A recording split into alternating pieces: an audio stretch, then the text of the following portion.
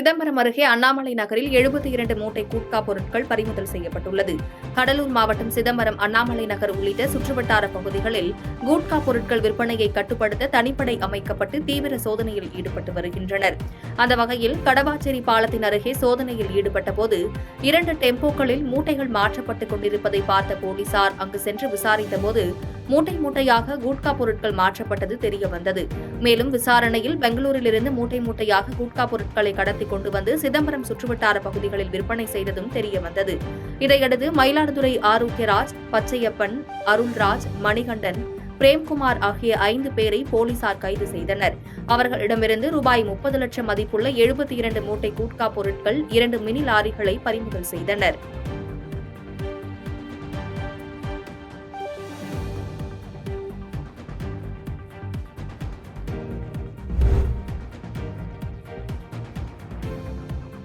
பல்லாவரம் அடுத்த பொழிச்சலூர் கிராமத்தில் ஆக்கிரமிப்பில் கட்டப்பட்ட வீடுகளை அகற்ற வந்த அதிகாரிகளை 100க்கும் மேற்பட்ட மக்கள் முற்றுகையிட்டதால் பரபரப்பு ஏற்பட்டது. சென்னை பல்லாவரம் தொகுதிக்குட்பட்ட பொழிச்சலூர் கிராமத்தில் அன்னை இந்திரா காந்தி பிரதான சாலையில் பாரதி நகர் பகுதி உள்ளது. இந்த பகுதிகளில் அரசு இடங்களை ஆக்கிரமித்து பல்வேறு வீடுகள் கட்டியிருப்பதாக வழக்கறிஞர் டோமினி பிரபு என்பவர் உயர்நீதிமன்றத்தில் வழக்கு தொடர்ந்துள்ளார். இதனை விசாரித்த உயர்நீதிமன்றம் ஆக்கிரமிப்பில் உள்ள வீடுகளை அகற்ற வேண்டும் என வருவாய்த்துறையினருக்கு உத்தரவிட்டுள்ளது. அதன்படி வருவாய்த்துறையினர் பாரதி நகர் பகுதியில் பல்லாவரம் வட்டாட்சியர் ஆறுமுகம் தலைமையில் பலத்த போலீஸ் பாதுகாப்புடன் ஜேசிபி கொண்டு ஆக்கிரமிப்புகளை அகற்ற வந்த வருவாய்த்துறையினரை 100க்கும் மேற்பட்டவர்கள் ஒன்று சேர்ந்து தடுத்து நிறுத்தி வீடுகளை அகற்றக்கூடாது என எதிர்ப்பை தெரிவித்தனர். இதனால் அப்பகுதியில் பதற்றமான சூழல் நிலவி வருகிறது.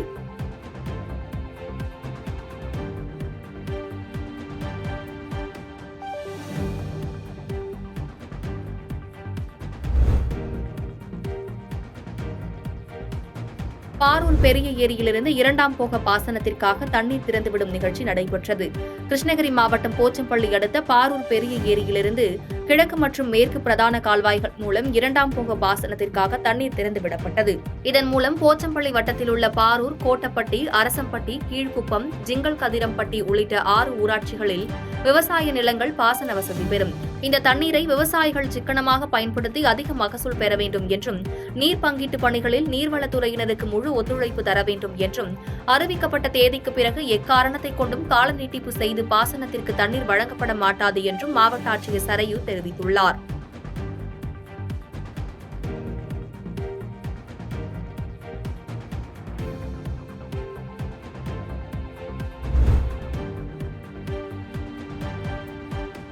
தேனியில் 70 ஆண்டுகளுக்கு மேலாக இருந்த சாலையை தனது நிலத்திற்குள் இருப்பதாக கூறி இரவோடு இரவாக தோண்டி அப்புறப்படுத்திவிட்டு அருகிலேயே புதிய சாலை அமைத்தவரால் அப்பகுதியில் பரபரப்பு ஏற்பட்டது. தேனி மாவட்டம் ஆண்டிப்பட்டி ஊராட்சி ஒன்றியத்திற்குட்பட்ட அமச்சியாபுரம் கிராமத்திற்கு கடந்த 70 ஆண்டுகளுக்கு முன்பு சாலை அமைக்கப்பட்டுள்ளது. அதன் பின்பு இது ஊராட்சி ஒன்றிய நிதியின் சார்பில் தார் சாலையாக மாற்றப்பட்டு 70 ஆண்டுகளாக பயன்பாட்டில் இருந்து வருகிறது. இந்த சாலை 7 கிராமங்களுக்கு செல்லக்கூடிய முக்கிய சாலையாக இருந்து வருவதாகவும், இதன் வழியாகவே ஆண்டிப்பட்டி உள்ளிட்ட பெருநகரங்களுக்கு சென்று வருவதற்கு பயன்படுத்தி வருவதாகவும், இந்த நிலையில் கடந்த சில ஆண்டுகளுக்கு முன்பாக அந்த நிலத்தை வாங்கிய ரஞ்சித் என்பவர் இந்த தார் சாலை தனது நிலத்திற்குள் இருப்பதாக கூறி இரவு நேரத்தில் 90 மீட்டர் நீளத்திற்கு ஜேசிபி இயந்திரம் மூலம் தோண்டி அப்புறப்படுத்திவிட்டு அருகிலேயே தற்காலிக சாலையை அமைத்துள்ளார். இதை அறிந்த அமச்சியாபுரம் கிராம மக்கள் அரசு சாலையை சேதப்படுத்தியவர் மீது உரிய நடவடிக்கை எடுக்க வேண்டும் என்றும், தோண்டப்பட்ட அதே இடத்தில் மீண்டும் சாலை அமைத்து தர வேண்டும் என்றும் கிராம மக்கள் கோரிக்கை விடுத்துள்ளனர்.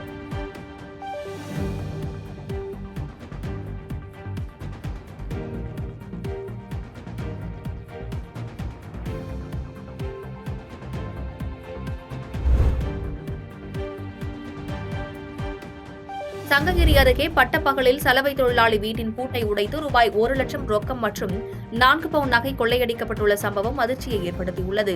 சேலம் மாவட்டம் சங்ககிரி அருகே விஎன் பாளையத்தை சேர்ந்தவர் சலவை தொழிலாளி கோவிந்தராஜ். இவர் மகன் மற்றும் மகளுடன் வசித்து வருகிறார்.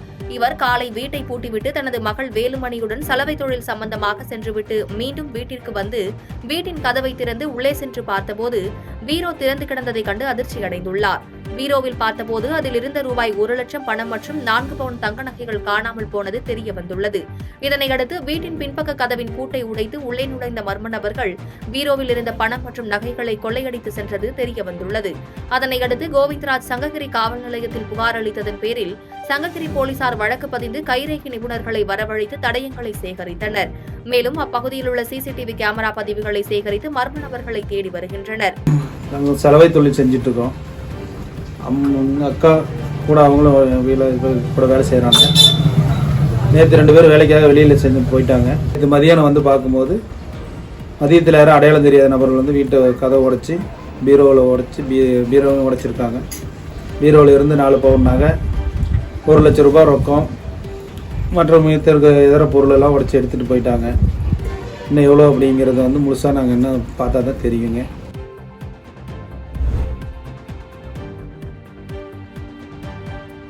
கும்பகோணத்தில் பட்டா இருக்கும் இடத்தை நீர்நிலையில் இருப்பதாக கூறி புதிதாக கட்டிய வீட்டை மாநகராட்சி நிர்வாகம் எடுத்துவிட்டதாக பாதிக்கப்பட்டவர் வேதனை தெரிவித்துள்ளார். தஞ்சாவூர் மாவட்டம் கும்பகோணத்தில் உள்ள மேலகாவேரி KMS நகரில் வசித்து வருபவர் ஆஷா பரிக். இவர் புதியதாக வீட்டுமனை பட்டா வாங்கி வீடு கட்டியுள்ளார். இந்நிலையில் மாநகராட்சி நிர்வாகம் நீர்நிலைகளில் உள்ள ஆக்கிரமிப்பு வீடுகளை அகற்றும் பணியில் ஈடுபட்டது.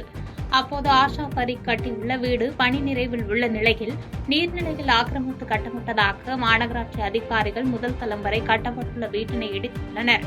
இந்நிலையில் பட்டா பத்திரம் இருந்தும் தனது வீடு சட்டவிரோதமாக இடிக்கப்பட்டுள்ளதாகவும் மாநகராட்சி அதிகாரிகள் தனது வீட்டை நீர்நிலையில் இருப்பதாக கூறி இடித்துவிட்டனர் என்றும், மேலும் கடன் வாங்கி வீடு கட்டிய தங்களை நடுத்தருவில் நிறுத்திவிட்டதாகவும் வேதனை தெரிவித்தனர். எனவே தமிழக அரசு உடனடியாக இழப்பீடு வழங்க வேண்டும் என்றும், பட்டா இடத்தை மீண்டும் தங்களுக்கு வழங்க வேண்டும் எனவும் குடும்பத்துடன் கண்ணீர் மல்க பேட்டியளித்தார்.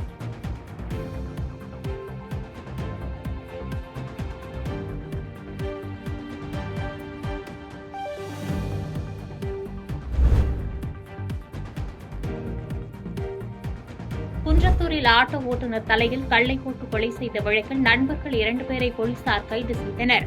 குன்றத்தூர் அடுத்த ஒண்டிக்காலனி பகுதியைச் சேர்ந்த ஆட்டோ ஓட்டுநர் விஜய். இவர் கடந்த வாரம் தெற்கு மலையம்பாக்கம் ஏரிக்கரை செல்லும் சாலையில் உள்ள முட்புதரில் கொலை செய்யப்பட்டு கிடந்தார். இதுகுறித்து தகவல் அறிந்து வந்த போலீசார் உடலை மீட்டு பிரேத பரிசோதனைக்கு அனுப்பி வைத்து விசாரணை மேற்கொண்டனர். விசாரணையில் பிரவீன் மற்றும் சந்துரு ஆகிய 2 பேரை கைது செய்து விசாரித்தபோது விஜய் அடிக்கடி போதையில் சந்துருவை அடித்திருந்ததாக கூறப்படுகிறது. இந்நிலையில் சம்பவத்தன்று 3 பேரும் ஒன்றாக அமர்ந்து மது அருந்து கொண்டிருந்த போது மீண்டும் சந்துருவை அடித்ததாக கூறப்படுகிறது. இதனால் ஆத்திரமடைந்த இருவரும் சேர்ந்து மது போதையில் விஜயின் தலையில் கல்லை போட்டு கொலை செய்ததாக தெரியவந்தது. இதையடுத்து இருவரையும் கைது செய்த போலீசார் தொடர்ந்து இருவரிடமும் தீவிர விசாரணை மேற்கொண்டு வருகின்றனர்.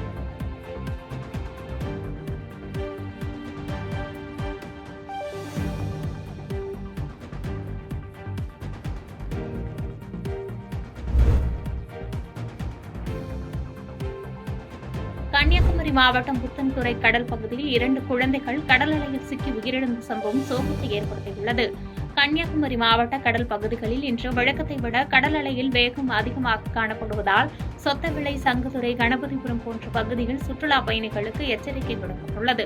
இந்நிலையில் பல்லடம் பகுதியிலிருந்து புத்தன்துறை மீனவ கிராமத்திற்கு வந்த கிருபாகரன் என்பவர் தனது 2 குழந்தைகளுடன் புத்தன்துறை கடலில் இறங்கியதாக கூறப்படுகிறது. இதில் கடல் அலையில் 2 குழந்தைகளும் இழுத்து செல்லப்பட்டனர். உடனடியாக குழந்தைகளை காப்பாற்ற முடியாத நிலையில் 2 குழந்தைகளும் மயங்கிய நிலையில் கரை திரும்பினர். பின்னர் அவர்களை மீட்ட உறவினர்கள் உடனடியாக மருத்துவமனைக்கு கொண்டு சென்றனர். அங்கு பரிசோதித்த மருத்துவர்கள் 2 குழந்தைகளும் ஏற்கனவே உயிரிழந்து விட்டதாக தெரிவித்தனர்.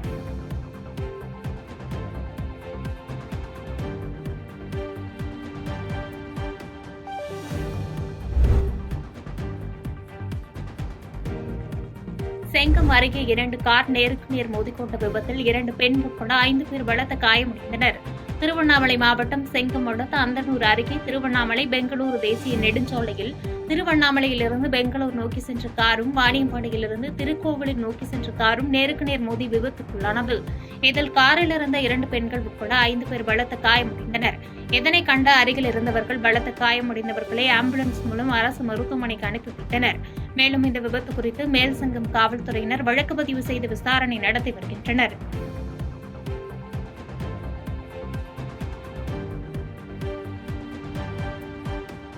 பாதகம் செய்பவரை கண்டால் நாம் பயங்கொள்ளலாகாது பாப்பா.